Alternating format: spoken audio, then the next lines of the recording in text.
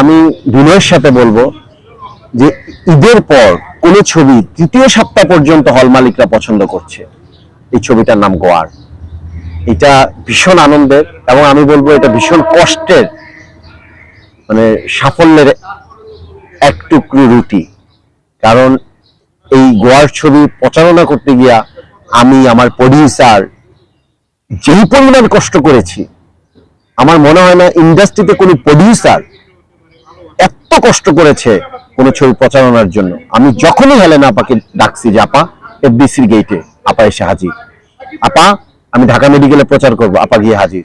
আপা আমি আপনার ফার্ম গেটে প্রচার করব, আপা সব কাজ ফেলে দিয়ে ওইখানে গিয়ে হাজির। আমি কৃতজ্ঞ আমার প্রযোজক, আমার শ্রদ্ধেয় বড় বোন, যার পা ছুঁয়ে আমি সালাম করি, হেলেনা জাহাঙ্গীর, ওনার প্রতি। আমি কৃতজ্ঞ আমার দর্শকদের প্রতি, যারা আমার মতন একটা ছেলেকে আপনারা সাপোর্ট করে আজকে আমাকে আপনারা এই জায়গায় নিয়ে আসছেন।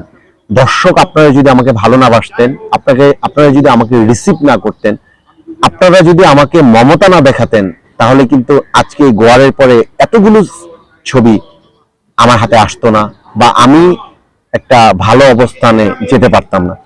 আমি সারা জীবন আপনাদের কাছে কৃতজ্ঞ থাকবো, আমি আল্লাহর কাছে কৃতজ্ঞ, এবং আপনাদের এই ভালোবাসা আমি ধরে রাখার জন্য আমার যত স্ট্রাগল করতে হয়, যত কষ্ট করতে হয়, আমি করে যাব।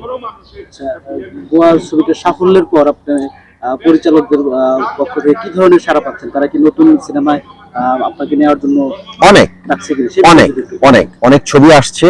আমি একটু গল্পটা একটু চুজিং করছি, যে আপনার যেমন গোয়ার আমার যে যে অ্যাকশন ধাঁচের ছবি, এই ধাঁচের ছবিগুলি আসলে আমি লুফে নিচ্ছি, আমি করছি। এবং আমাকে যখন বলা হয় রাসেল ভাই আপনার টাকা কত দিব বা পেমেন্ট কি, আমি তখন শুধু একটি কথা বলি, আগে সিনেমা বাঁচান, আমাকে কত টাকা দিবেন সেটা বিষয় নয়। আমাকে যদি একটা মোটা অঙ্কের টাকা আপনারা দিয়ে ফেলেন, পরে আপনারা শুটিংটা যদি আপনাদের মন মতো করতে না পারেন, তাহলে আমি যে টাকাটা নিব, আমি মনে করি ওই টাকাটা নেওয়া আমার জন্য ব্যর্থ। কারণ আমি তো সিনেমায় সফল হইতে পারবো না।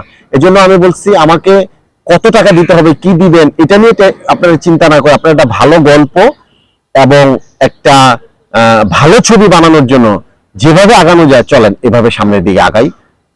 আমার অনেক ডিরেক্টর মহোদয়ের সাথে কথা হয়েছে, ইনশাল্লাহ রিসেন্টলি শুটিং এ যাচ্ছি, আর শুটিং তো আমার চলমান। আচ্ছা, বাংলা সিনেমার সুদিন আবারও কি ফিরিয়ে আনা সম্ভব কিনা, ইনশাআল্লাহ ফিরিয়ে আনতে কি কি করা প্রয়োজন বলে আপনি মনে করছেন এই মুহূর্তে? বাংলা সিনেমা ফিরিয়ে আনার জন্য আগে আমাদের সবার এক হতে হবে। দর্শক কি ধরনের ছবি দেখতে চায় ওই ধরনের ছবি বানাতে হবে। এবং দেখেন, আমি একটি কথা বলবো, যে মানুষ যে ধরনের ছবি দেখে এই ধরনের ছবি বানাতে হবে।